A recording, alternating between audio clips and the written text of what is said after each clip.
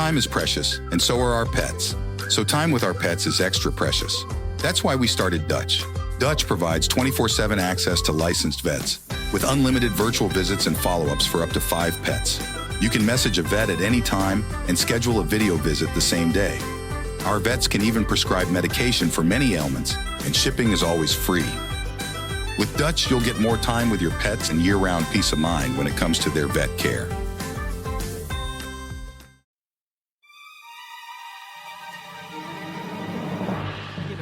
Jesus values you at multiple sparrows, right? The exchange rate. What a weird unit. Multiple sparrows. We are worth more than many a sparrow. Yeah. The Bible has lots of badly improvised compliments. Like somebody was fishing for a compliment and the Bible was... Well, I would take you over fucking like 4. 8 sparrows? You're better. 5. I don't know about 9, but like 8 for sure. Okay. God-Awful Movies.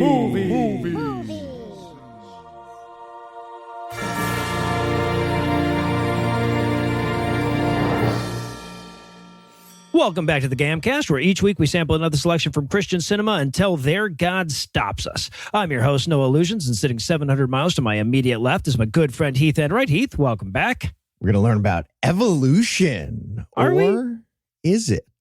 We'll see. Exciting. And Eli is off this week, so it's just the two of us. I hope we can be trusted. Two? Wait, that bit doesn't work when I'm Hander. here. Yeah, shit. All right, so tell us, Heath, what will we be breaking down today? We watched God of Wonders. It's the story of nature's really cool. You're a Christian now. It is. That's the movie. They just name stuff and they're like, that's fucking cool, right? Jesus. Right? Like, God had to be really, like, detailed with this shit, right? Yeah. All right. And Noah, since Eli's not here, why don't you tell us, how bad was this movie? All right. Well, I smoked too long to do the high-pitched so let me see. Well, thank you. If you love refuting the apologetics of Christian movies, but you don't want to have to bother with multiple arguments, you will love this movie. I swear, this movie presents just look at the X over and over again until they looked around the room and couldn't find any nouns they hadn't used yet. Over and over. They just go, it's a big list. It's just a big list of like, here's an act. We got one. All look right. at the trees. Well, look at the leaves. Well, look at the veins on the leaf, the bugs seeds cause the tree. Let's switch it. Let's do seeds first, and then we'll do the hole tree. in the bottom of the seed. Yeah, right. So Atoms, fuck, we're going backwards. Quarks. So is there anything you want to nominate this one for being the best at being the worst at? Yeah, I'm going to go with best worst. Ending every section, like all those ones we were just talking about, ending every one of those sections by declaring a win. Like declaring a winlet. Like, all right, well, that we did seeds, and Boom. Seeds are God, and we have won. The seed part. Obviously, the atheists are cowering, moving on. Yeah. Over and over again. It's like a collection of middle school essays that have the little conclusion thing, but they don't do the concession statement, of course. They're just like, and the preponderance of evidence, we win. Ha. Yep. Boom. So, and I'm going to go with, of course, best worst sports coat. We'll get there. I don't want to spoil it just yet, but man, it sure is something. Somebody sailed onto set is all I'm going to say. It's a normal size. Well, then he isn't. Yeah. It's a shrink ray accident before the record. All right.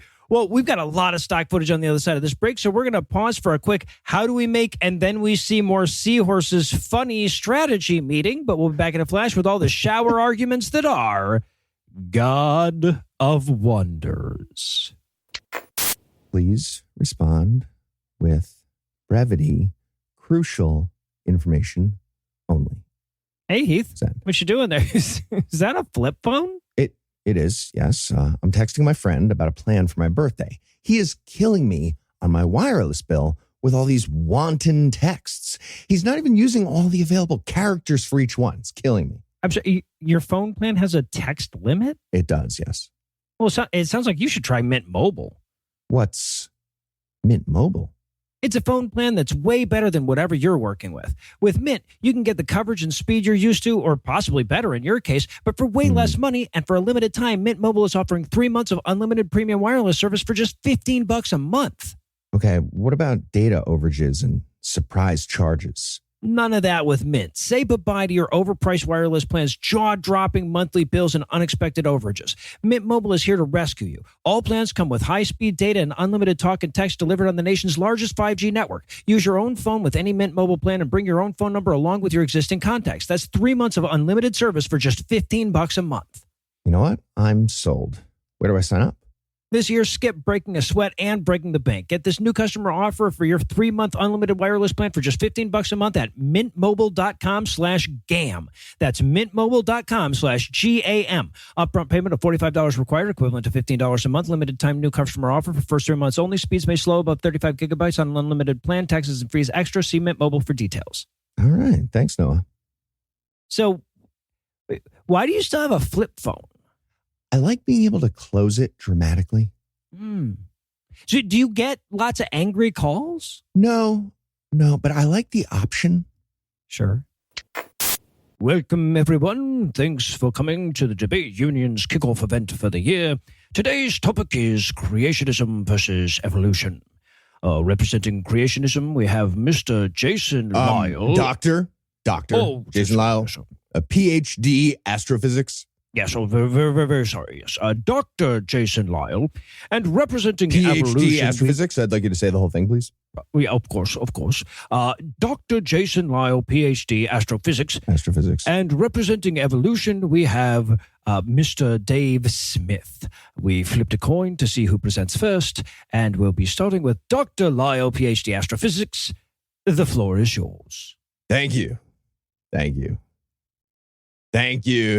So, the universe obviously came from God, our eternal creator. I'd like to begin with just one simple question for my opponent, Mr. Smith. Just Mr. who's not a doctor.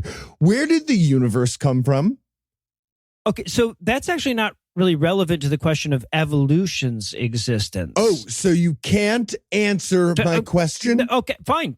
You mentioned God as the eternal creator, but what if the universe is what is eternal? Dibs on eternal.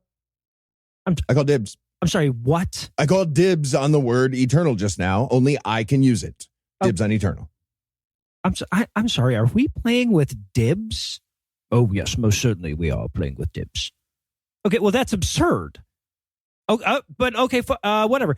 Regardless of the origin story. Dibs on English. The language.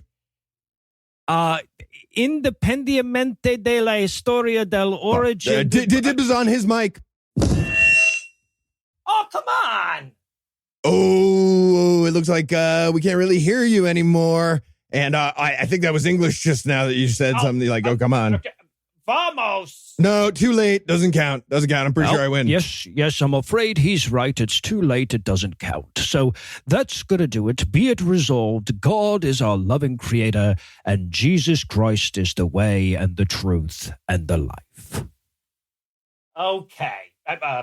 Vale.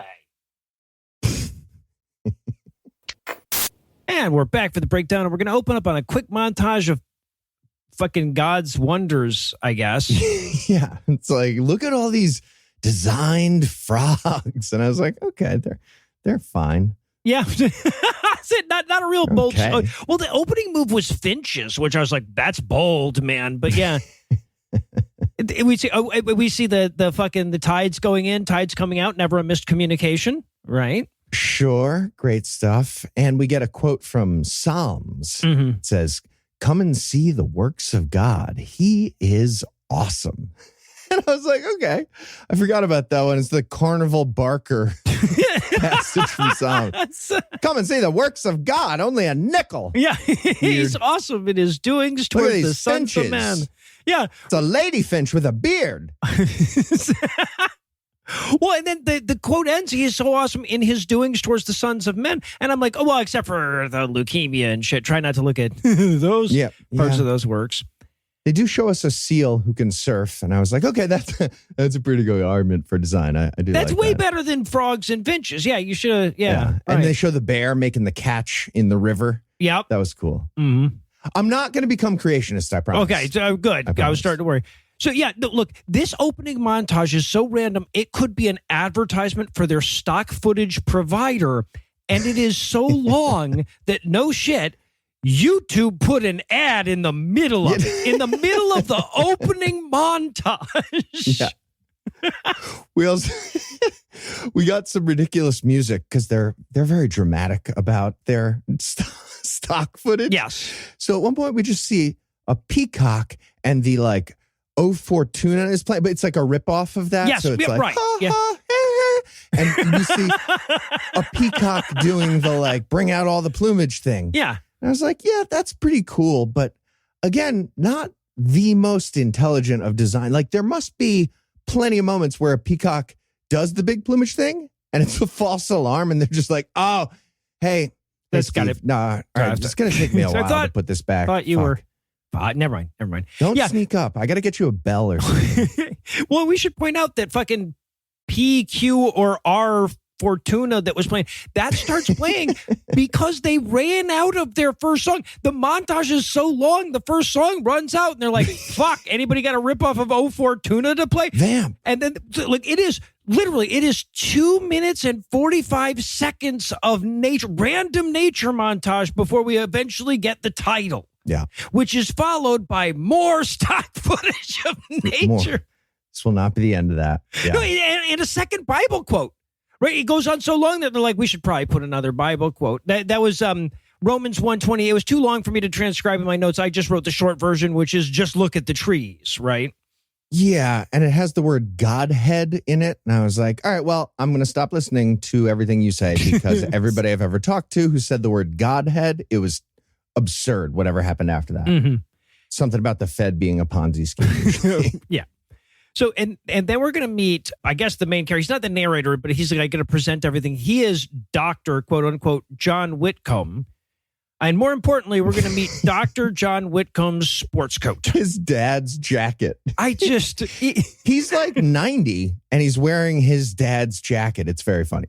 It feels like he used to be a much larger gentleman and then got old and lost a bunch of weight or whatever. And he's like, Maybe. This is still a perfectly good jacket. I have a couple jackets. Fair enough. But yeah, but he explains to us, he's like, as a building demands a builder, creation demands a creator. And I wrote in my notes, I'm like, no, those are just different words. Watch, I'll do it. Just like a run needs a runner, a pelican needs a pelicaner. See, it doesn't, I'm still allowed to say it even though it's stupid. Fucks need a fucker. Yep. See? Yep. It works. So, yeah. By the way, he's a doctor of divinity. Yes, He's a doctor of a thing that doesn't exist. And it's not even, it's a bachelor of divinity. The degree is called BD. I looked him up. He got it at Grace Theological Seminary. Oh, so he's not even a real bullshit doctor? So it's not even like really the word doctor. It might be a doctoral degree, technically, according to Grace Theological Seminary, but it's a bachelor. I'm buying one of those too. Of divinity. Just so that I can just like whip mine out when they whip theirs out. Yeah. Oh, I'm a doctor of divinity too. Yeah. So, all right. But he says, like, obviously our universe has an awesome creator. Otherwise, how would it be so awesome? And I wrote that as a joke in my notes, but that's literally the entire argument of the film, right? Yep. So, okay. So now we get our next. So this movie is going to be, it has like a series of chapter titles. They're all God of blank. I kept forgetting the generic name of this movie and thinking that they were just giving us the title screen over and over again. Yeah, it says God of Power here. And I was like, you already used that title card. God. Oh, okay. No, you're Power, not Wonder this time. Yeah. God of other stuff. Cool. And of course, that leads to more nature stock footage. And I thought at that moment, I'm like, okay, if Eli's doing a prank where he just made his own movie that is just an endless loop of nature footage followed by a Bible quote, followed by a title screen for like an hour and a half. I'll do a whole fucking episode on it just because that's such a good prank. I just looked behind myself to see if Eli was there somehow. He's not, but maybe he's biding his time. But then we meet our narrator, who's actually pretty good, right? Like so I think what this movie was intended to do is to like trick people, like people. Imagine somebody flipping channels and they just come across this on a Christian channel. Like for any random 3 minutes of the movie, you'd be like, oh, it's a nature documentary. I love those. And then we get to one of the and therefore Jesus is the real deal, moments, right? Right. Yeah. It's just David Attenborough as like a pump fake, and then Jesus at the very end. Yeah. Yeah, exactly. So we meet our David Attenborough, who again, he's got a fantastic fucking voice, and the kind of guy I'd love to watch a nature documentary narrated by if it wasn't bullshit. But he tells us, he's like, wherever we turn, the creator's energizing power is unmistakable. And I'm like, well, it's at the very least mistakable. Yeah. And they mentioned that God guides the stars. And I was like, yeah, all right. I mean, it's not very intelligent. The design, there's so much extra work to that. They run into each other all the fucking time. He's doing a terrible job. Just or don't make any of those. You're focused on your sun going to Earth, right? Just like, why are you making all the stars? Right. It's nonsense. It's fucking nonsense. Again, like they do that over and over again in this fucking movie where they point something out and we're like, okay, right. But if your story is true, it would be insane for God to make that many fucking stars, right? But before we get to the actual point of this subchapter here, we're going to meet our first talking head. This is Jason Lyle, PhD, Christian astrophysicist. Yeah, right. Also, planetarium director at a creation museum. At a creation. That type of planetarium. Not an asterisk. Yeah, right. But he explains that the universe has a beginning, therefore it requires a cause. That's the cosmological argument. And but we've pointed this out before, but I just want to remind everybody what a lazy argument this is, because everything has a beginning, right? Like, except for the imaginary thing that they've exempted from this rule, right? Everything except the thing that they're trying to prove the existence of has a cause. And they go so hard on this dumb thing. They do the argument from dibs on eternal. Right. So this guy mentions, he's like, yeah, well, dirty atheists will argue with me and be like, okay, but who began God? And then he goes on to be like, well, fuck you. God is eternal. Eternal beings make sense. Everything else can't be eternal. We called dibs on eternal. Dibs. We have eternal. Yeah, they did the dibs thing. Right. So, and then we meet Dr. Gary Parker, who's going to dibs even more. Right. I don't know if he's really a doctor or not. That's what they say on the fucking screen. I didn't look him up. But he says, he starts off, he's like, a famous evolutionist was once asking, like, no, you're telling a fucking lie. Right. But he lands on the same thing. He's like, look, either mass energy is eternal or God is eternal. And mass energy can be shown to it exists. Can we start again where I do a different thing? But they're going to do that over and over again in this movie, right? Where they're like, talking head number one will say, well, it's unexplainable without God. And then talking head number two will explain it and then say, but also God, right? Yeah. I feel like they got in some fights on the set here. So Dr. Gary has one of the greatest bullshit science lines in the history of bullshit Christian science documentaries, where he says, well, science teaches us that energy wears out. I don't think it does. No, the fuck it doesn't. This is a pretty day one. The law of conservation of energy is some day one physics shit, bro. No, the fuck it doesn't. Yeah. PhD? But he's saying this shit because the argument they're trying to make is you need a God because there's so much power in the universe. Where would all this power come from if you didn't have a God of power? So as soon as they admit that energy cannot be created or destroyed, right, the argument falls apart. So they have to be like, well, the law of the... Sounds like energy might be eternal. Observation. I know you called dibs. God damn it. Yeah. So, and then we also meet Roger Oakland, Roger. Yeah. He does not have a degree, and he got roasted so hard on the set for not having some bullshit degree from a seminary or whatever. Oh, you couldn't even buy a degree online, huh, Roger? Yeah. Give me, I want my Chiron to say something. Author. I co-authored. I wrote the Chiron. Put author. I'm authoring this. Fuck you. So, and then he says, and this is such a great fucking line, he goes, who hasn't felt the rumble of an approaching storm and not considered the power of God's might? I'm like, well, atheists, man. And probably a lot of theists. What the fuck are you talking about? Yeah, I don't think that's the source of like God's love for plenty of Christians too. Yeah. So, but this leads us to the argument from what about thunderstorms, though, where they're going to point out that there's so much energy in thunderstorms. Where would it all come from if there wasn't some pissed off God behind it? Yeah. And I mean, I don't know what the volume of water is from a storm, but that might change my views, my atheist What if I views. told you? Is it a big number? Well, so here's the thing, though, because they keep doing this too. They keep fucking up their analogy. So they're like, it's 275 million gallons of water that pours out of the average thunderstorm. And they're like, to visualize that, that's the amount of water that flows over Niagara Falls every 6 minutes. And I'm like, okay, how did you just make 275 million gallons of water seem like not that much, guys? Yeah.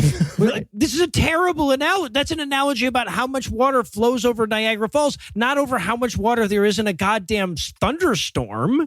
Yeah. And now I'm just picturing like a spot with like a gift shop next to it. Like the impressive, majesty of God is a little bit degraded there in the image. Right. But yeah, but then we're also going to meet our new talking head, Larry Vardaman, PhD. And he explains the water cycle. He comes in like right after they're like, yeah, and how could all that rain get up there in the sky if God didn't put it there? Larry Vardaman explains the water cycle. Yeah. And then Roger kind of comes back in, like sort of edges back in and goes, sure, but they are also God's wrath. They can also be God's wrath. God damn it, Larry. Yeah. The lightning, like if there were 0 storms full of death rays, I'd be more on board with the God, I think. Right. Yeah, they're like, how could there be so much lightning with no God? And I'm like, why would it kill people if there was a God? That makes no fucking sense at all. And they're like, right, but lightning sometimes tears apart nitrogen in the atmosphere, and then that falls to the ground and fertilizes our crops. And I'm like, so God couldn't think of any other way to get nitrogen to our crops other than death rays? Yeah, and he mentions how lightning makes the smell of nitrogen, and that's fertilizer. And I was like, okay, not intelligent. So God was sitting there that's ozone, by the way. That smell is ozone. Mm-hmm. So God was thinking about how to design all this stuff, and he's like, all right, I'm going to make oxygens. That's good. I'm going to make okay, they all paired off. In pairs. Shit. I need triplets to do ozone so that my sun thing works. All right, I'm gonna get some lightning going and have the sun zap it into some 2s and 1s, and then some of the 1s will combine with some of the 2s. This will take like millions of years, but eventually it'll all work. So you got to play the long game when you're God. So yeah, the entire point is storms are awesome. So the guy who created them must have been awesome. And I'm like, fuck that. Neil Gaiman created all kinds of awesome shit. Disproved, but they are pretty impressed. Yeah, this was the first of many and in conclusion, storms are fucking sweet. We win. Next thing. Yeah. Moving on.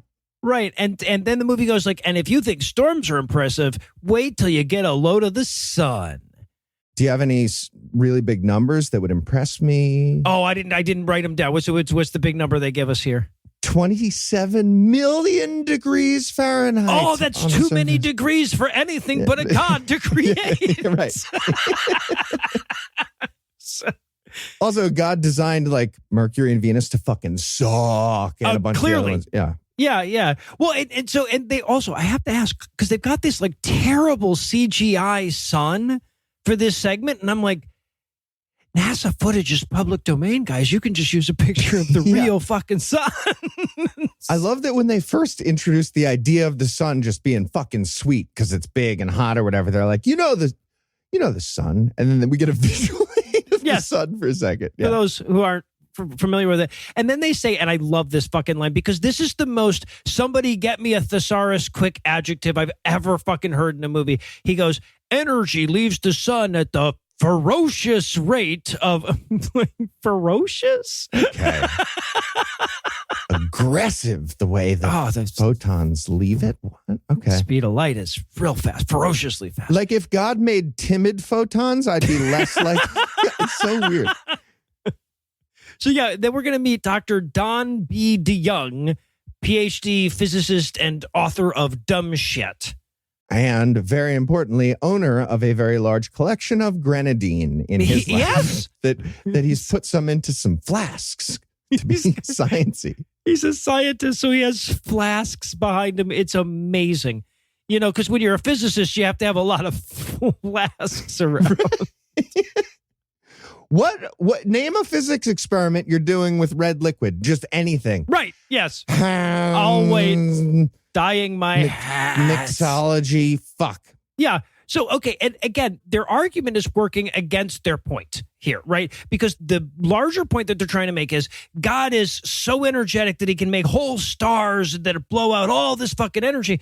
So the thing that Dr. Don B. de Grenadine makes it here is he's like, and think about all the sunlight that reaches the earth, all the power we're able to harness from that, and then consider that we only get like 1/1,000,000th of the sun's power, so the sun's energy, so it has that much more. But it's like, all right, but then your God is an idiot, right? Like, like that's so much extra fucking work, right? Like that doesn't help your overall argument of intelligent design. Yeah. And Don B. de Grenadine, by the way, is the first of several of these talking heads, quote, scientists who are going to come in hot. They're already angry at me somehow, and they're yelling a Bible quote and then talking about how that relates to the science that they don't know about. Yeah. And then they do the whole scale of the universe thing. They're like, think about how big our sun is compared to the Earth. And then here's our sun compared to an even bigger star. And here's that star compared to an even bigger star and an even bigger star. And we did literally not bother to look up which is the biggest star. So we don't know how to end this. Now do things that are smaller. See if All you right. can get me with smaller. Name things a big and then a small. Spoiler alert. But yeah, Dr. Jason Lyle, PhD astrophysicist, he comes back at this point and he says, you know, when you think about how many stars God can make with a single word, you should be scared of him. Okay. And I'm like, that's a weird therefore, man. I mean, I guess, right? Like if he's mad at me, sure. I suppose. Yeah. He has a Bible quote that he wants to tell us about too. And he describes it as like a beautiful phrase in the Bible. God made the stars also. I was like, okay. Again, seems like a lot of extra work, not an especially beautiful thing. Okay. Yeah, exactly. Not particularly really poetic like yeah, a right. psalm. I also made stars. Okay. All right. So yeah, so we're zooming out to a universal scale to see how many stars that God created that we can't even see, right? And then we get fucking Psalm 147, 4 and 5. Again, I'm just paraphrasing. God named all the stars. Feels like he'd have more important shit to do, but here we are. God, I created so much extra work for myself. Why did I create all the and I'm a name? Why did I agree with myself to name each of them separately and memorize it? And why didn't I just stop doing that once I realized how many of them I made? Right. Calls so many fucking each questions. by name, like a Catholic dad yelling up the stairs. Fucking Beetlejuice, fucking Arcturus, Kevin, Johnny. Fuck, what are the, Maureen, what are the other names of our kids? Well, and then this is one of the dumbest versions of like biblical prescience we've ever come across too, because he goes, even before the telescope, the Bible predicted that there would be more stars than people could count. Like, you know, in sort of like, how did it know before it had a telescope to see? But like, that was already because in the pre-industrial world, of course, there were a lot more fucking stars in the sky. That was already the cliche for uncountably high before that fucking shit was written. Right? More than there are stars. It was like right there with grains of sand on the fucking beach. Yeah. And the whole point is like, well, the humans couldn't have known the number. But then they tell us that in the Bible, God definitely, he says he knows the number, but he's not telling anybody. But he knows it. He knows. He told us that he knows. And why would he lie? lie? He's being coquettish. Yeah. Okay. So whatever. Yeah, and then he talks more about the God having the wisdom to maintain their stellar courses. And I'm like, they're on autopilot, man. I mean, he just did gravity is all. And then we meet, I think, my favorite talking head. This is Dave Hunt. And Dave Hunt will do all of his stuff as though, like, as though the interviewer turned out to be a half-transformed werewolf, and he's just trying to play it cool the whole time. He looks oddly terrified and like he just woke up from a nightmare throughout this whole thing. Yeah, just panicky. Be like, what if I name large numbers about stuff? Will you think I'm cool? And yeah, will you think I'm smart now? Not eat me. He says, this is a direct fucking quote. He says, God's thoughts are as much bigger than ours as the universe is bigger than the earth. And I'm like, what are big thoughts? Right? Like, so like between, I bet it'll fit in if I turn it sideways, and I hope there will be parking, which is the bigger thought? Pivot the thought. You got to pivot the thought. It's like a big couch. Yeah, I don't know. Yeah. So they get an even dumber biblical prescience kind of thing here, right? He goes, the astronomers say that the universe is expanding, and the Bible says that, quote, God stretches out the heavens like a curtain. Like a curtain? Pretty much the same thing, expanding like a curtain does. Okay. Feels kind of stretchy, like a curtain. The thing you just said in the movie. So, right. And so, but Jason Lyle gives this and a couple of other examples of like scientific foresight in the Bible. But to be clear, nobody recognized this so-called foresight until like science already figured this shit out. So it is by definition hindsight, right? Right. And biblical hindsight isn't that impressive. Also, I don't have any elastic curtains that I stretch. Nope. Like, why? Nope. They're always the same fucking length. Yeah. Tend to be. You'd have to have like things to anchor them and stretch them out. All right, whatever. So, and then John Witt comes back to shift gears to the very small, i.e. him in that fucking jacket. But he's like, well, if you think stars and universes are impressive, wait until you see the microscopic. You know how many atoms are in this fucking jacket? But this is where we learn that, as it turns out, surprise, surprise, Einstein is on their side. Is he? Yeah, E equals MC squared. That proves their thing. Huh.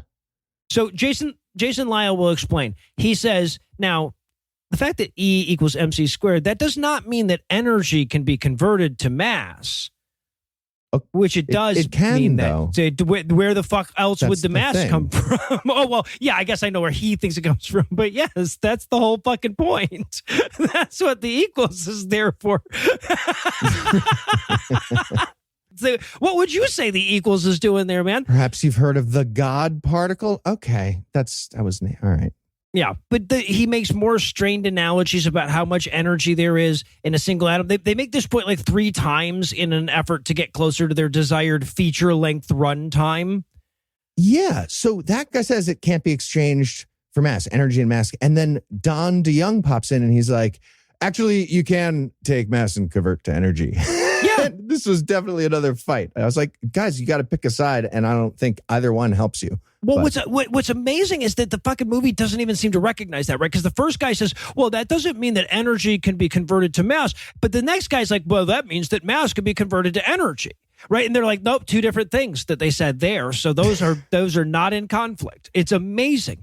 He goes, the energy in matter is incomprehensibly vast. And I'm like, nope, you're bad at comprehending. And then they start doing analogies. And I'm like, you just said it was incomprehensible. Why are you doing analogies? You've already admitted defeat. Just show us a picture of the sun again. I don't know. Yeah, right.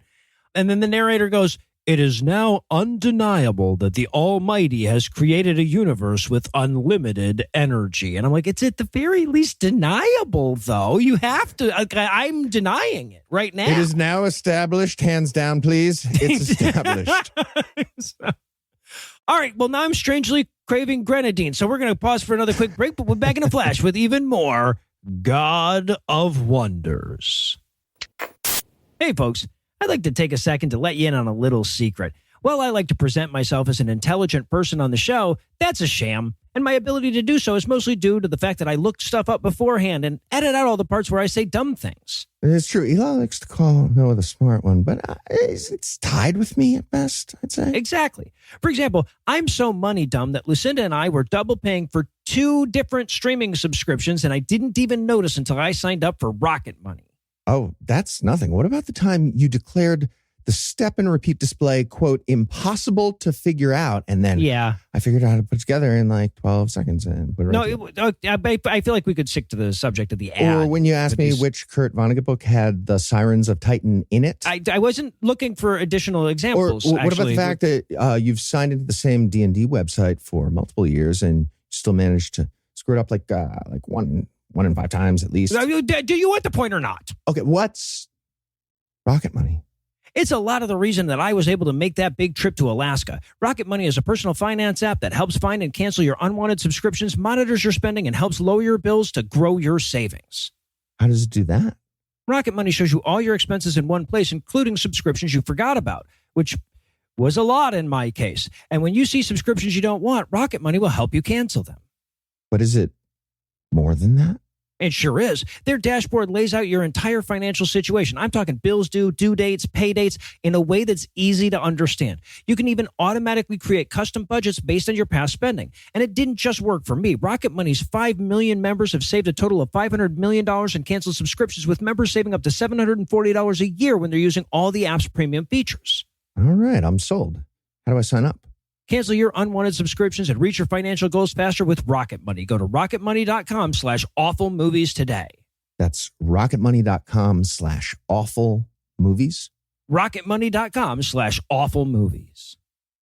By the way, you don't have to sign in to the D&D site every time. I don't want to talk about it. Because, you can just click the Remember Me box. And I like to be welcomed. Sure. Like, obviously, I should just tell the listeners, I wrote that ad. It's really a mean ad if you wrote it. Yeah, I was like, I'm going to say, I wouldn't say these things. No, I know. Okay, so Gary, Harry, Jerry. Hey, God, what you doing? Oh, hey, just naming the stars. Oh, wow, all of them? Yep, all of them. All right, let's see, where was I? Okay, so Jerry, Carrie, Larry, Mary. Hey, God, why are you doing that? Okay, I'm going to lose my place if you keep asking questions. I'm trying to do a thing. I thought you were omniscient. My bad. Okay, you know what? I'm sorry. It's just we still have all these viruses on Earth. The head of QC at Human Fabrication told me we've been putting the eyes in upside down and backwards this whole time, and keep talking about that. There's still that whole problem of evil to take care of. Okay, your point. Well, yeah, I mean, there are an estimated 2 × 10⁻21 stars just in the visible universe alone. Okay, no need to estimate. I know exactly how many stars there are. Oh, well, how many is it? It's a secret knowledge that I have. So, but I'm just wondering why you're taking the time to name all these stars when there's all this other stuff that really needs your attention. Well, because eventually I'm going to say he counts the number of the stars. He gives names to all of them in my book.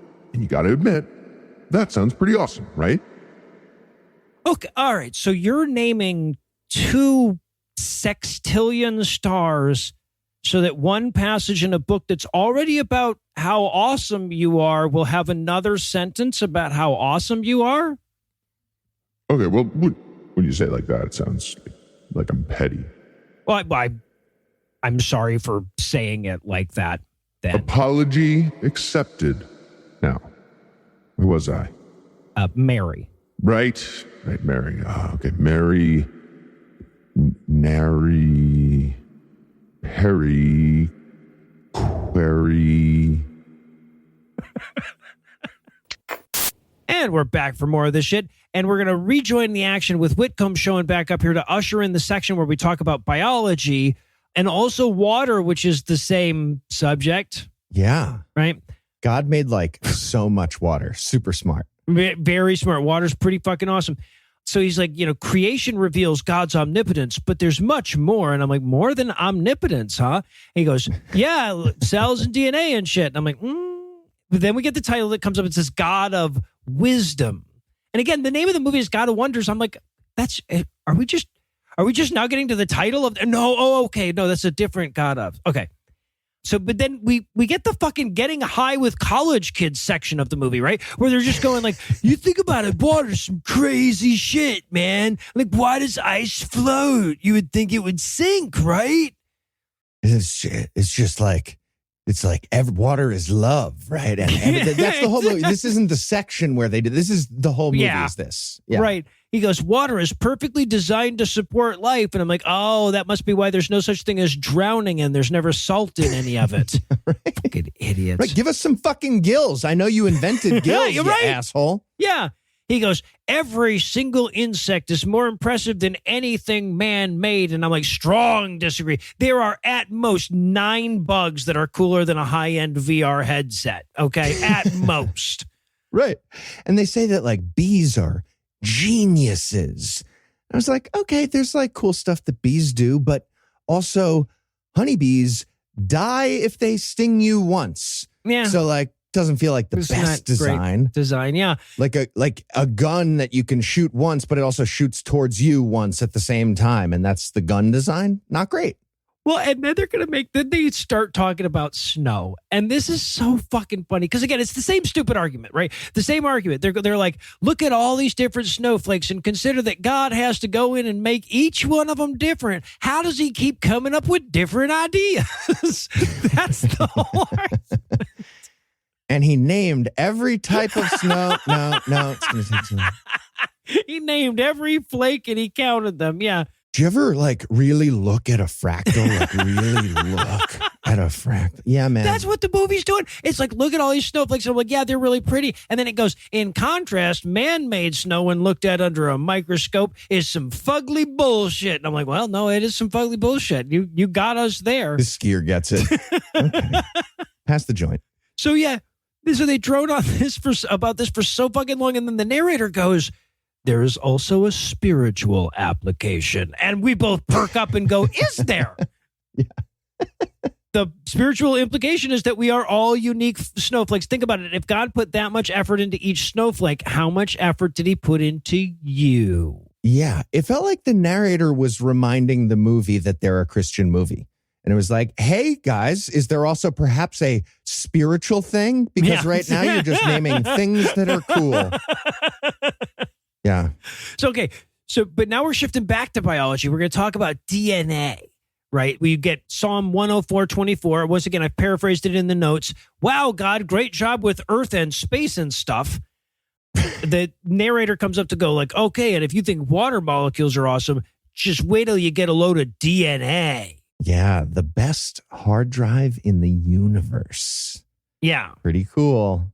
Their analogies are so fucking... This is another one of those stupid-ass analogies, right? He goes, the information in just one pinhead full of DNA could fill books 500 times higher than from the Earth to the moon. And I'm like, well, neither end of that analogy is comprehensible. What the fuck point is there of even saying it? But only like 250 times higher if you make the font size half. Like, I don't understand why this is... You're doing Lee Strobel arguments. How wide is the book? Right. Book stacking? But then, somehow 31 minutes into their hour and 25-minute documentary, they bring out the superstar. We get Ken fucking Ham. Kenneth Ham. Yes. Yeah. Weird to bury the lead like that. Exactly. So, yeah, Ken Ham is here to say that, DNA is a code, and all codes, we've never seen a code that didn't have like an intelligent designer behind it, unless you count DNA, which he started off by having dibs. He called dibs against DNA. Yeah, no, they did call dibs. Yeah. So his argument is like just a random pile of stuff never created a computer code. That's God. And I was like, oh, all right, Ken Ham, whatever. Do you think when Ken Ham shows up on a set for something like this, he's like the A-lister and the other ones are like, oh my God, this is a creation museum. Hey, can we get a selfie? I know you get this ask you this all the time, but you go, oh, sorry, I don't know what happened to my voice just now. I'm not sure what that was all about. All right, relax. No, I think it's probably more like the bitter, like, just more like, I'm a better fucking creationist than this Kiwi bastard. I build a big boat. Fucking it took you so long to build that. The local government. Actually made us look stupid. Tax fraud. Get insurance for floods. So yeah, but and this is the fucking thing. This is the problem that you have, right? Because the argument they're trying to make now is that DNA is miraculous because it has all the information it takes to create an incredible human body. But as they're making that argument, we're looking at Ken Ham and we're going, I don't know, maybe we give RNA a chance. I don't know. Yeah. And then it seems like the movie almost notices that. And again, the narrator jumps in and he's like, yeah, DNA can replicate. And well, there's errors. God made a debugging program for fixing the errors, like the guy you were just looking at named Kenneth. So yes, right. God made he made it self-correcting to fix the errors that he made. What? Yeah. We get a different guy, a zoologist this time, who's like, yeah, enzymes proofread God's code for typos. And I was like, I don't think you guys know what point you're making. Right. Yes, that's Frank Sherwin who shows up at this point, our latest talking head. And then Jason Lyle comes back to say the same thing that the last 5 people said. And then he adds, quote, he says, information never spontaneously comes about, end quote. I'm like, what could that possibly mean? Right, like, I mean, so like, in a deterministic nothing is actually spontaneous way, it makes perfect fucking sense. But that isn't what he's saying. So what could it mean from his perspective? Dibs on spontaneous. Yeah, that's it. Our thing only. And then the narrator's like, and if you think DNA is impressive, wait until you see cells. And then he's like, and if you think cells are impressive, wait until you get a load of seeds. God, this is so fucking tedious. But yeah, so luckily for us, because they keep just making the same argument over and over again, right? So it makes it hard for us to, because we don't need additional refutations. We're like, see previous refutation. But luckily, they do just randomly say wrong shit to keep us awake, right? Like when they do the 2 Corinthians quote here, where they're like, God supplies seed to the sower and bread for food, but he doesn't, though, right? Right. We do answer the age-old question. Which comes first, the seed or the plant? It's which the is plant. Apparently the age-old question. And the answer is the plant. And okay, yeah, it is the plant and the chicken, I'm pretty sure. But I think day 3 of God's big creation thing was plants. Day 4 was the sun. So I don't know that they have a coherent structure. Yeah, probably fucked it up a little bit there. Yeah. So, and then also, so they're talking about all these seeds. They're like, look at this tiny little seed and it has all the information to grow a giant sequoia tree. And I'm like, why aren't you guys bringing up mustard seeds? Isn't that kind of your go-to seed? You guys don't want to talk about mustard seeds? The smallest one? You guys love talking about things that are bigger and small. Arcturus next to a mustard seed? Yeah, what? right. Come on. And then, so the narrator... Different. The narrator goes, and scripture actually called the whole life is in the seed thing even before we had modern science. I'm like, yeah, I think that was pretty easy to know, right? That wasn't a... Yeah, and then the narrator hears me and he goes, can you build a fucking seed? I thought that, fuck you and science. Can't build a seed. Yeah, he's mad at us now too. The narrator was pretty cool until now, and he's like, you scientists, you fucking atheist scientists tried to make synthetic seeds. Idiots couldn't do it. First of all, I think we have made synthetic seeds. It uses pieces of seeds, but like whatever. The point he's making is that seeds have like natural intelligence inside of them. And the example they give, my favorite one is seeds naturally know about the up and the down somehow.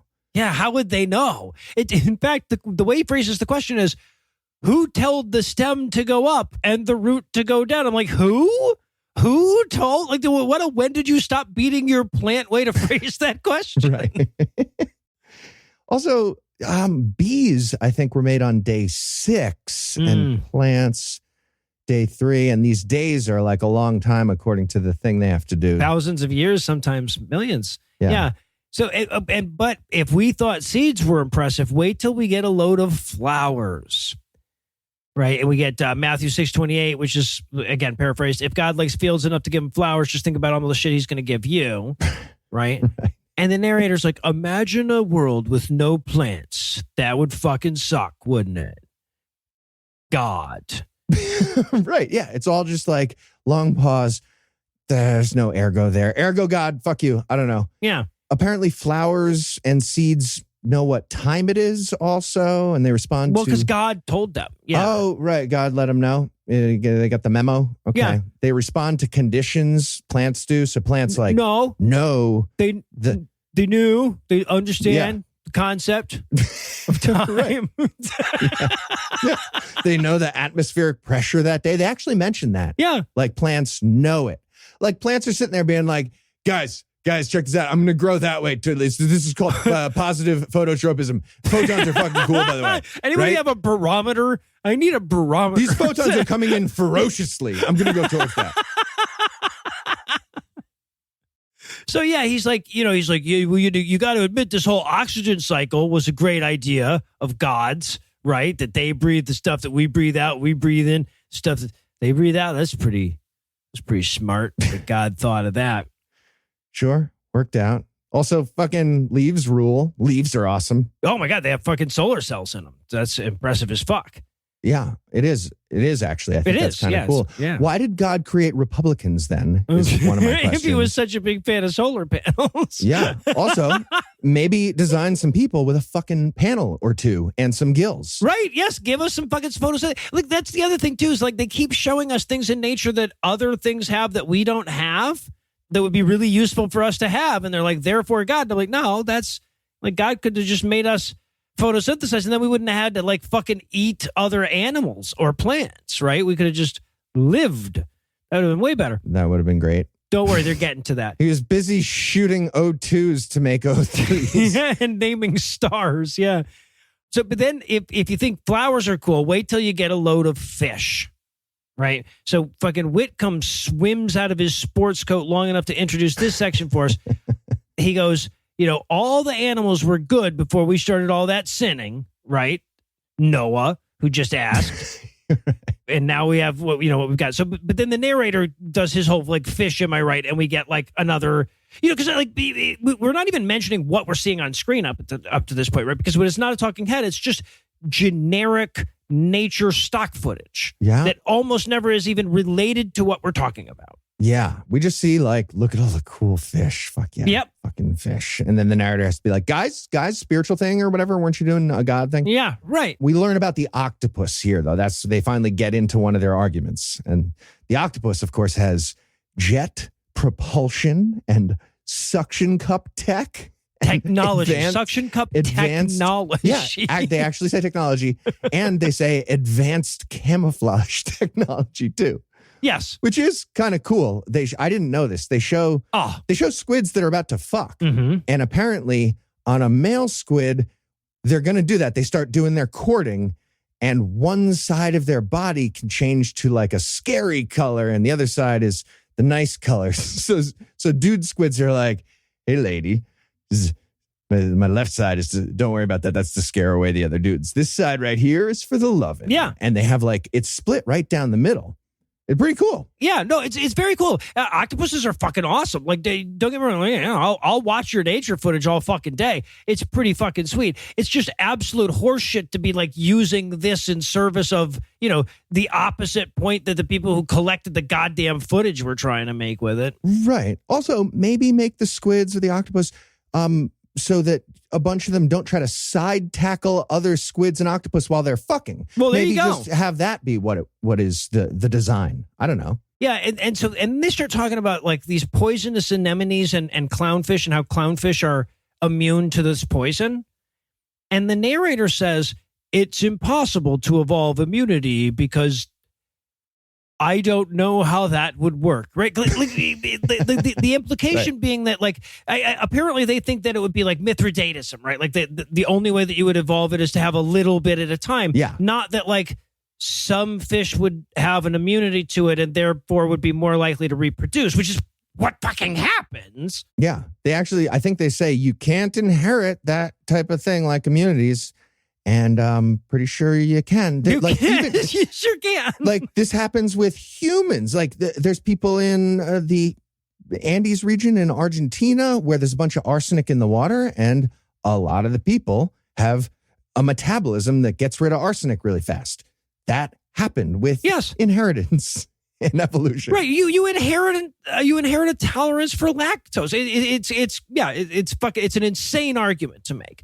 But again, like the argument is basically like, hey, I'm a nature commentary sounding guy who said millions and billions a number of times. Therefore, anything I say must be true, right? That's the argument. So, and then they have this whole like, and think about it, there are different fish at all the different levels of the ocean. How could that happen without God? And we're just like, what? Then Dr. Gary comes out. Now, so we haven't mentioned yet that Dr. Gary wants to fuck a lot of the animals that we talk about here, right? This is where Dr. Gary introduces us to his pet pearly nautilus shell. Yeah, he's smiling way too much. And he's like, all right, everybody, let's name our favorite fish. Like, sexually or however. Just name, I don't know why I said sexually. Let's name our favorite marine thing. Mine is pearly nautilus. And he shows us. And not just because it has naughty right in the name, you know. Yeah.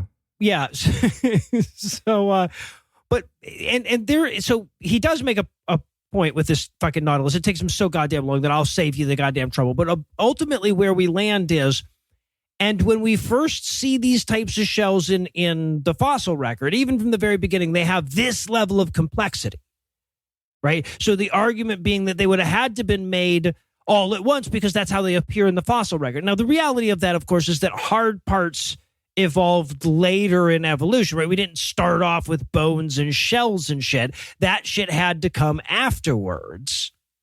And therefore, when shells start showing up, they show up in relatively advanced forms. But that's it. Of course, they can't admit that because it would ruin their stupid fucking movie. Just a casual Google would help you out on that one. A lot of people claiming to be doctors, zoologists, biologists. I forget what Gary was. Gary, until this spot right here, they put his name on a chyron again. But all his other appearances between the first and this one, I was like, old white guy back. Okay. And then it was like the movie heard me and was like, Gary Parker, biologist, asshole. We'll do the chyron I remember again. Dr. Gary because he was teeth guy. He had like very prominent teeth. Yeah, that's how I remember big him. smiley teeth. And he also mentions that the pearly nautilus has one eye. That's one of his favorite parts. And I was like, okay, I think that hurts your argument. The movie just like accidentally reduced the irreducible complexity of two eyes to explain one less complex eye. Right. Okay. Right. The narrator's just like, just look how beautiful ocean shit is and tell me it wasn't a god that created all of that. And like, that would be such an easy argument to make, except for the fact that as he's saying that, they show a shrimp and a sea slug. Like the two grossest things in the ocean. You're not helping your argument at all. Fish are really cool. Wait, also, look at this. Look at this tilapia from Applebee's bonus menu. That you can get. And also delicious. Two for $20. That's cool. And God is a master artist. Yeah, the narrator comes in to do that close thing again from the middle school essay and was like, master artist, also Applebee's, apparently. We won fish. Boom. Next. Mark it. All right. Well, I think it's safe to say we're all teetering on the edge of convinced here, so it's probably best that we take a quick break and read some science shit. But first, let me give Act 3 the hard sell. Okay, but what about birds? Okay, but what about butterflies? Okay, but what about morals? Find out the answers to these questions and almost nothing else when we return for the If You Talk Slower, It'll Be feature-length conclusion of God of Wonders. Okay, I think that's everyone in the Zoom except Gary. He should be hopping on any minute. So let me start by saying, congrats. You are the elite squad of intellectuals who are going to present the scientific arguments for God of Wonders. Woohoo! Yeah, thank you, Donald. Just Donald. Love the enthusiasm, Donald. Good stuff. So in terms of format, we're doing the talking heads thing. You guys are going to be given little speeches from your office and we'll sprinkle in clips throughout the movie. But like I said in the email, you're all old white guys, like nearly identical visually. So you'll need some kind of prop so people can tell you apart. Roger's doing the old standard, the bookshelf. So that one's taken. Donald, what about you? What were you thinking? I have grenadine. What? Like a big collection of grenadine. The cherry syrup? Well, it's technically pomegranate, but yes. And you have a collection. Okay. Can you science it up a little bit though? I could put it in beakers and flasks, I guess. Yeah. Okay. Fine. Donald's doing grenadine in beakers and flasks. Okay. So, well, obviously John's doing the insanely oversized jacket. What? And nothing, bud. You're all set. Cool. Okay. Gary's hopping on now. Yeah, baby. Oh, hovering slow. Yikes. What is happening? What are you doing? Hi. Hey, fellas. Dude, what is that? Is that a plush hummingbird suit? What? Yep, it is. Yeah. For the movie that I'm with the hummingbird part. Yeah, no, we're not. That's not going to be your. I'll figure out a prop. We do have a hummingbird part. That's not your prop. All right. You know what? We're done for today. Everybody, hang up right now, please. Beat those wings. End the call. End the call. I'm ending the call. And we're back for still more of this shit. We're going to rejoin the action by making the same argument we just made 11 times, but this time with respect to fucking birds. Birds. Okay. Birds are your best shot of making me Christian. Like, they're pretty fucking cool. Dinosaurs. Hollow bones. They fly. Obviously, flying. That's literally a superpower. That's huge. Vibranium beak, which they actually will mention. Kind of. Yep, they do. Yeah. They do. So, and so I love the Bible quote that they start here with too. It's Matthew 6:26, but they only use the first few words, right? They say, look at the birds in the air, ... Right. And and the reason that they do that is because A, they've run out of shit that's relevant to what they're talking about. But also B, it's a stupid fucking quote because the whole quote is Matthew going, oh, look at all them birds working their asses off. But can anybody add even a single hour to their life by worrying? But yes, obviously you fucking can. Are you fucking kidding me? Yes. Yes. That's just such a stupid fucking. Anyway, sorry. Also, somebody was like looking at an emu being like, boo, can't even fly. Look at the ones in the air ones. Yeah. Fuck. Oh, there you go. That's what he meant. So yeah. So the narrator's like, just look at their fucking colors and shapes and shit, man. Duh. And of course, we contrast that with all the old, like, that classic montage of bad efforts at airplanes, pre-Wright brothers attempts to fly. Yeah. And now we have good ones. It's fine. Well, right. It goes, and even says like, and when we make airplanes, we use God's designs. And I'm like, oh, is that why airplane wings flap? Yeah. Right. How the fuck? There's nothing in nature. Can hummingbirds deliver something in 2 days guaranteed on Prime? No. He goes, Dr. Gary comes on and he goes, well, feathers were designed for flying, which, well, makes it weird that God gave them to terrestrial dinosaurs first, but he was probably just trying them out. Right. And then we meet David Menton, PhD biologist, Creationist Museum probably, and he tells us about bird lungs, which are also miraculous, apparently. Yeah, they have back doors, which I think is sort of true. What? Somehow they can breathe because the air is coming in while they're flying, but also there's back doors, whatever. The fact that God didn't give me any of this flying stuff and bird stuff makes me less Christian. Well, exactly. Well, and he's like, to like demonstrate how awesome birds are. He's like, think about it. Birds are able to do all this flying shit. They don't need all of those doohickeys they got up in the cockpits of them airplanes. They don't need a ground control tower to tell them when to take off and when to land. They just all do that themselves. I'm like, well, if birds were carrying 500 people at a time, 97,000 times a day, they would also need fucking control towers, man. Right. And this is where Gary, with the huge bird kink being exposed here, like way beyond my bird kink. This guy has fucked as a bird today, for sure, at every moment in this movie. I have never been more sure that a man fucked a bird since I read about Audubon the first time. Yeah, yes. Right. And so he says, when people say, you're a bird brain, I say, thank you, because that's awesome. Anyway, back to my costume stuff. I'll be back in like 2 hours.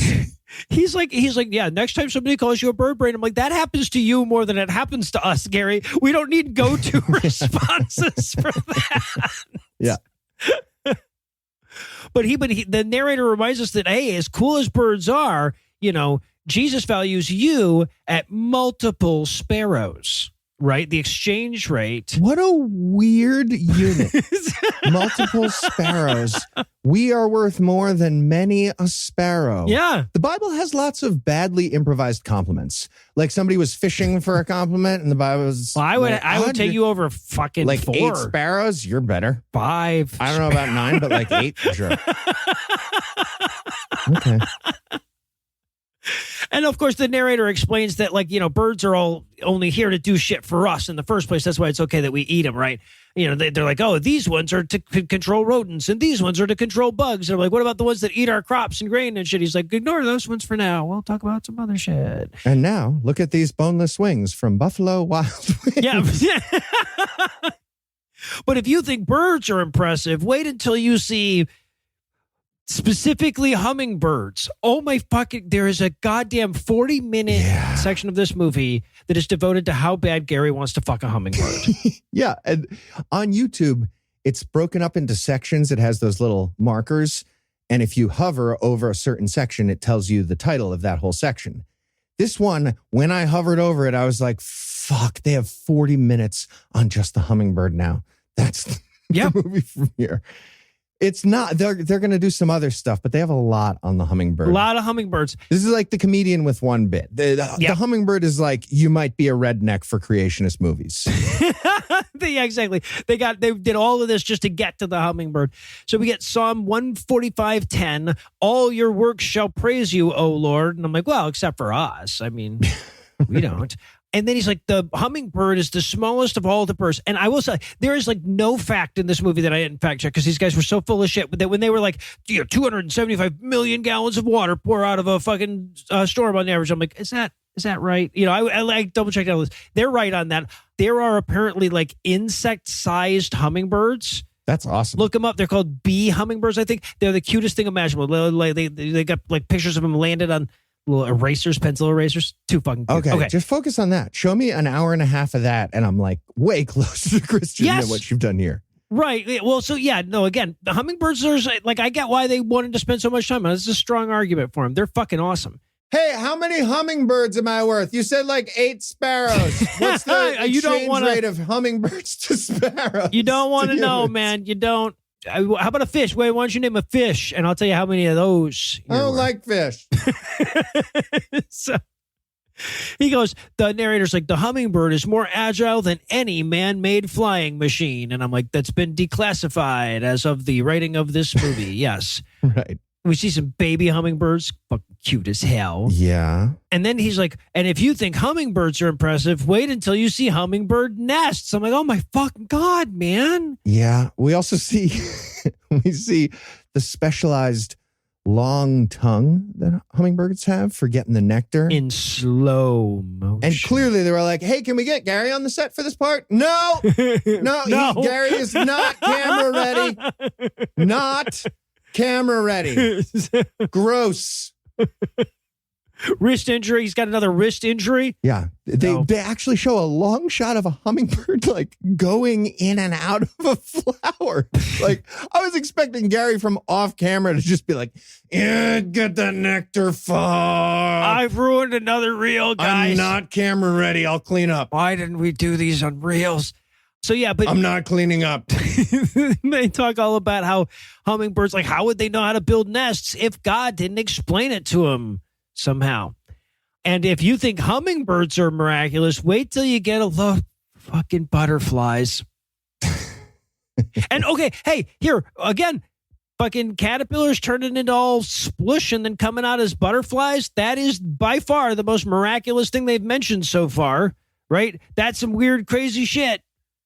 I'll give them that much, but it's the same fucking argument again, regardless. Yeah, it's just like they have colors and stuff. I don't know. They have sweet colors. Look at the sweet colors. Zoologist guy comes on, and this guy has a butterfly kink for sure. Oh, yeah. Yeah, Frank. He's saying it's biophotonic structures instead of pigment. That would be a normal way to say it, but he's like, biophotonic structures instead of pigment. So good. Well, And the narrator explains it. He tries to explain what that means, but he explains it in a way that would also be true of pigment. So he just describes color. He just describes like how color works. He's like, they have these special things that absorb all but one part of the visible light spectrum and bounce back only that one thing. I'm like, that's just color, man. Photons are coming in ferocious and then they come out regular and you can see them. It's God. Yeah. The narrator also accidentally says something way too sexual. And zoologist guy freaks out because it was like the caterpillar convulses in rhythmic jerks to shed its outer skin because the jerks, butterfly transformation cycle. Jerks. Hey, now, okay, we can't get him and Gary there. They will not be camera ready for a while. They also have to use somebody else. They have this zinger against evolution where they're talking about metamorphosis. They're like, this metamorphosis takes just a few days, not millions of years. Who are you digging right there, man? What does that even mean? But yeah, he's like, clearly the creator programmed caterpillars to, and I'm like, clearly programmed? What? Yeah. Also, the millions of years happened because of your God. I don't understand. This keeps happening. Their God that they're worshiping, according to their story, was like, all right, I made oxygen. Fuck, it's doubles. I got to zap it into triples and singles and then get that. All right, I know I've got squids. Hey, bud, Jesus, yeah, I told you could go down to that planet and be king or whatever. It's going to be a minute. You got to sit tight. I'm doing a thing. I got to get these squids to fuck. Just wait in the car. They keep side tackling each other. What if we did half? All right. Oh, this is going to be a whole big fucking thing. I'm gonna turn the slime things into like amphibious slime things, and then we'll get. It's going to be like a couple million years, bud. But I promise you'll get down there. That's your God. That's your story here. Yeah, right. Otherwise, how would all this starlight have gotten to us so fast? So yeah, and this is also where we're going to meet creationist Mr. Rogers. This is Ian Taylor, the British host of Creation Moments. Yeah, this guy's all vest. Also. Butterfly King. Oh, yeah. And a lot of vest. Yeah. Yep. He explains how the caterpillar just eats all day, gets fat, turns into liquid. But butterflies. He's a little too shaky on liquid. Yeah. Yeah. Butterflies, on the other hand, they're down to fuck. Yeah. Right? Yeah. He actually says that too. He's like, yeah, the caterpillar, liquid is sexy, but the butterfly, they eat, but also they fly and they fuck. They fuck. Butterflies also fuck. Imagine that. Can you imagine if you were a caterpillar and then suddenly you like pop out and you're like, oh my God, I can fly and fuck. And I shouldn't have imagined that. And the movie is like, cut, dude, relax. You're done. God damn it. Now Ian and Gary and Frank all have to go to a shower. So yeah, and then God, I don't even remember the quintessential Baptist guy whose name I forgot starts talking to us about Job, as though that's going to help out his argument. Yeah, he's got a Job quote, which basically just says like, "Hey, look at all the animals. Come on, You're Christian, right?" Right? Yeah, exactly. And he's like, and Job had all this stuff figured out in the 4th century BCE when that was written. That's how up to date my worldview is. Like, congratulations, man. Well done there. Yeah. Didn't Job get tortured also? Isn't that like famously what happened with Job? Neither here nor there. Okay. And then, so then they quote Genesis 1:26, which is, this is the quote, "Then God said, let us make man in our image according to our likeness," a quote that clearly preserves the polytheistic root of the Hebrew faith. I just thought it was really funny that they accidentally throw that in as often as they do. Hey, tell Ken Ham he can take off because we said the God's image thing. We're going to have him be done. He's not on camera anymore. His contract says that he gets to yell a lot more in our movie. Sorry. But now, so Whitcomb comes back. I think the sports coat is getting bigger somehow, right? Like it's feeding off of his life force. It's getting stretched out like a curtain. Oh, that's it. Yeah. And he goes, and if you think fucking butterflies are cool, humans have spirits, which is even better. And I'm like, I don't know, man. They can fly. Right? Like I would give you the spirit if I could fly. I feel like I would trade that, even. Yeah, that's a deal breaker for me. Yeah, he's like, well, okay, all right, wait, don't answer yet. Humans also have free will. And we're like, And he goes, well, it's indistinguishable from not having free will if we do have it. He goes, oh, well, it is. They have knowledge of good and evil. I'm like, Okay. I've seen the way they vote. Don't really care. So I'd rather not have that. I'd probably be happier. he goes, plus only humans have composers and poets and shit. Get the fuck out of here. Books, boo. That's our special human thing. Give me the hummingbird shit. Well, and then this is the most they trip over their own testicles in the entire fucking movie, right? Because he goes, and now is the part where there's like, and if you think butterflies are cool, wait till you get a load of human eyes. Okay. Right? They have this whole section on how miraculously designed the notoriously stupidly designed human eye is. Yeah, it's a weird pick with the upside down backwards thing, but they point out that the human eye is self-cleaning with built-in wipers and washer fluid. Well, there's that. Right. Cool, man.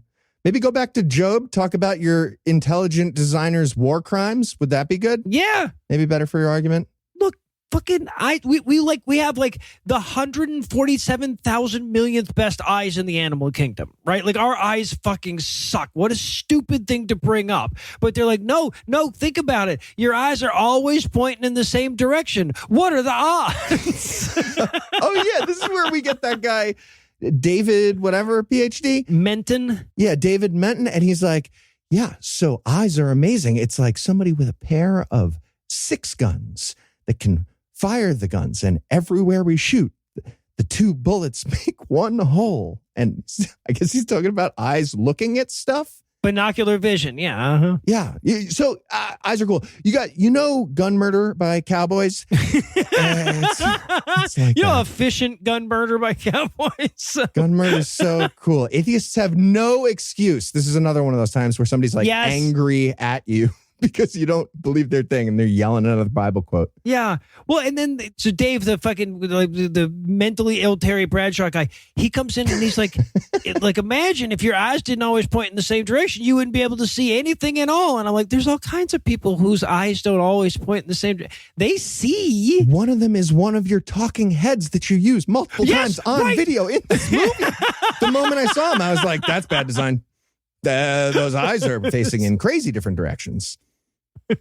He goes, at this point, he goes, even more impressive, all of our various senses work together. And I'm like, what would it look like if they worked separately? Just show me that as an imaginary world.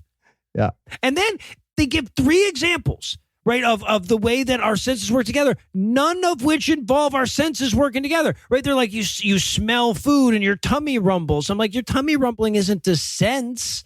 Is it right? It's like you smell grandma's cookies and you remember memories of grandma. I'm like, that's not your senses working together, though. Those are just different. That's one sense working. Right. Smell in both cases. I don't know what to show him a steak from Applebee's. We did the tilapia last time. Right. Show him a steak back. Right. Show us that for a second. But the narrator says mankind is self-conscious and able to contemplate himself. And I'm like, yes, man is both of those 2 distinct things. Well done. And then fucking Baptist Bob, as though he's still yelling consolation prizes at Heath for not being able to fly and have a vibranium beak or whatever. He goes, well, humans can make trumpets and shit.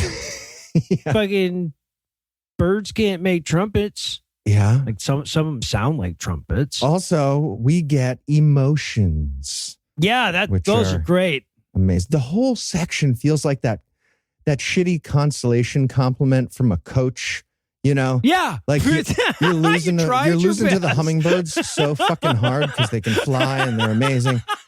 And you suck in particular. You're worse than the other humans who are losing to the hummingbirds. And the coach is like, hey, bud, what? You're really good at the vibes on the bench, emotionally. You're bringing up the mood of the bench. Yes. And also, what an amazing unforced error this is right here, right? They're talking about what it's like to be a human and why being a human is the best. And they're like, only humans can appreciate a beautiful symphony or rejoice in the beauty of a sunset. There are so many fucking examples where you wouldn't be wrong right there, but you pick 2 where you are. Like all kinds of animals appreciate symphonies. There's fucking bonobos appreciate a fucking rejoice in the beauty of a sunset. Like you pick 2 of the like few fucking things that would actually be incorrect as the end of your goddamn sentence, you fucking idiots. Yeah, you actually had a section where plants know about sunsets and they love them because they were designed intelligently. Exactly right. And then they're like, and also justice. Only humans can get arrested. Fucking Siegel takes your Doritos and nobody does a goddamn thing about it. Okay, human justice. You're going to go to human justice movie? You think that's going to work out? All right, let's see what happens. Yeah, right. We get another one of those titles. They forgot they were doing them for a while, but we get the God of Justice title, right? And then fucking Whitcomb billows back onto screen and tells us about how God is always holy and always righteous. Yeah. He also says God can't lie, can't sin, always faithful, always true. And I was like, okay, well, can't lie. I prefer gods who are omnipotent. I would love a God that could possibly lie if that was necessary or sin. God cannot lie, cannot sin, is omnipotent. Fuck, I disproved our thing again. Yeah, right. I like gods who don't die. Who don't get captured, yeah. But he's like, well, how do we know God is just? The Bible says so. Also, look at these 10 commandments. Like 4 or 5 of those are just, depending on how you count them. Yeah. You got to really squint if you want to make sure they're just. Yeah, right. But then we start like fucking man on the streeting some random people about whether they have consciences. Oh, Ray Comfort should be suing this segment of the movie. It's just straight up his thing, but he's not there. Absolutely, because they do the whole you're lying, blaspheming, adulterous thief bit and everything. Like word for word, yeah. Yeah, which, to be fair, Ray Comfort didn't come up with. They're all stealing the same bullshit. Fair enough. Yeah. I like the one guy, one question was, have you always obeyed your God-given conscience? And I was like, all right, you're leading the witness there a little bit. But a guy in a Yankees hat, very clearly in Brooklyn, is like, no. Are you fucking kidding me? I have not. Do you want me to tell? Cut. Yeah. Well, yeah. So, but what we have here, of course, is the fact that if you go out on the street and you just ask a bunch of random Americans all this shit, you're probably going to get Christians most of the time. So you just get a bunch of Christians agreeing with themselves randomly about nonsense sentences. Right. But the argument that they're trying to make here is that there must be a God, because otherwise, how would we have morals? How would we have a conscience if there wasn't a God whispering the right thing to do to us? Now, we have to be clear here. Babies and toddlers don't have morals. Right? We're not born with this. So like that by itself disproves the argument. My fucking 2-year-old niece just jumped on her 3-month-old sister's head. Morality is, she's fine, by the way. The 3-month-old is fine. Okay, but it's like morality is so clearly fucking learned. We've all been through the experience and watched others go through the experience of learning what morality is. Yeah, if that head-jumping baby had hummingbird hovering power, probably less of an injury. Therefore, God is immoral for not allowing my niece to fucking hover like a hummingbird. Yes. Yeah. Clearly. I like that they do that stupid speed round technique for a second. Like when you were a kid, remember somebody would set that thing up to try to get you to mispronounce the number 2 as two by being like, what's TWA? Twa. What's TWEE? Twee. What's TWO? Two. And, it's pronounced two. But they do that with, is guilt real? Yeah. Bad is bad, right? So conscience means we need a savior. Yes. And cut. Right. Yes. But again, they're all fucking Christians, right? So so Jesus Christ is our Lord and Savior. Oh, Jesus Christ is our Lord and Savior. That follows logically from what I just said. Oh, yeah. No, it follows logically from what you just said. It's so stupid. Yeah. And of course, they spring the whole, so by God's standard, you're a lying, blaspheming, adulterous thief. And once again, I feel the need to point out that, yes, if by your system of morals, everyone is immoral, that's a problem with your system, not the people. So, I've said that 1,000 times because Ray Comfort does this bit in every one of his fucking movies, but there's the entire refutation for that. So, okay. And then at 1 hour, 15 minutes and 55 seconds, Whitcomb sails his way back on screen and admits that sometimes God's perfect creation is neither beautiful nor miraculous. Yeah, I was shocked. I was like, really? You're going to talk about the problem of evil? Okay, let's see what you do. For 11 and a half seconds, right? Because then he's like, a lot of people think that disease and death and decay and shit would disprove our thing, but a lady ate an apple. Wasn't hers to eat. We deserve it now because of that bitch who ate the apple. It's actually a solution of evil. We're done with that section now. Boom. Solved. Yeah. Let me cue the narrator to give us another victory slam, right? But good news, for the low rate of 10%, we can join his religion. Can't afford not to. Is the God also a God of love by any chance? Then we get our final title, God of Love. And we're like, oh, yeah, remember the genocidal God? He's all about love, too. Stop selling. I was just asking rhetorically about the love thing. I don't care. I'm on board. Yeah. Yeah, Ken Ham comes back. He's like, I'm back, bitches. And he's like, it's your fault that groaning and ugliness are in the world. And I'm like, oh, I guess it is probably my fault. My bad. Sorry about that. Yeah, they're just giving each talking head their final rantlet that they all demanded to have at the end. Yeah, right. Gary closes us off by explaining that God is only responsible for the good stuff, never the bad stuff. Gary's the anchor of your relay here of Right? rantlets. That was, he was cleaning up. Okay, Yeah. I know why he's the anchor. All right. Yeah. So, yeah, but the actual anchor, those Whitcomb, he pops up at the very end to wrap things up. He's like, God is love. I got to say it quick before I'm devoured entirely by this sports coat. He is love even when he's genociding goats and cows and shit. Okay, answer yet. Oh my God, it's consuming me like the bed who eats. Yeah.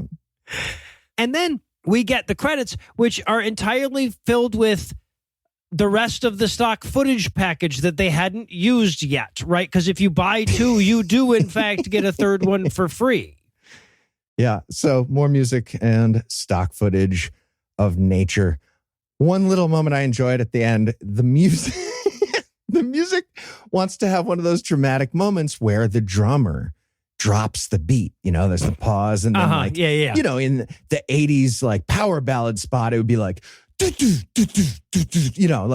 in the air tonight. But this happens like Christianly. So it's like, all right, I'm going to drop the beat, but I'm going to do it respectfully. Tap. I'm going to set the beat down, actually. I'm just going to set the beat right here on a coaster. I'll put it on a coaster. So, all right, well, that's going to do it for our review of God of Wonders, but that's not going to do it for the episode just yet because we still need to trick ourselves into doing this again. So, Heath, tell us what's on deck. We're going to be watching the Buttercream Gang. Oh, really? And I believe it might have a musical element. I believe we've been teased with that before by Eli. I don't think we've ever actually watched it, though. So let's hope this one works out. So with that to look forward to, we're going to bring episode 521 to a merciful close. Once again, a huge thanks to all the Patreon donors to help make the show go. If you'd like to count yourself among their ranks, you can make a per episode donation at patreon.com/godawful and thereby earn early access to an ad-free version of every episode. You can also help us out by leaving a 5-star review and by sharing the show on all your various social media platforms. And if you enjoyed this show, be sure to check out our sibling shows, The Scathing Atheist, Citation Needed, D&D Minus, and The Skepticrat, available wherever podcasts live. If you have questions, comments, or cinematic suggestions, you can email GodAwfulMovies@gmail.com. Tim Robertson takes care of our social media. Our theme song was written and performed by Ryan Slavik of Blue Drafts on Mars. All the other music was written and performed by our audio engineer Morgan Clark and was used with permission. Thanks again for giving us a chunk of your life this week. For Heath Enright and Eli Bosnick, I'm Noah Lugeons. Promise to work hard to earn another chunk next week. Until then, we'll leave you with the American Graffiti close. Very much finite monkeys went on to literally write Hamlet and design a Swiss watch Sure as fuck happened. because of evolution. Gary was eventually killed by a jilted cassowary. The jilted cassowary has Cecil Boston voice in my head absolutely. forever now.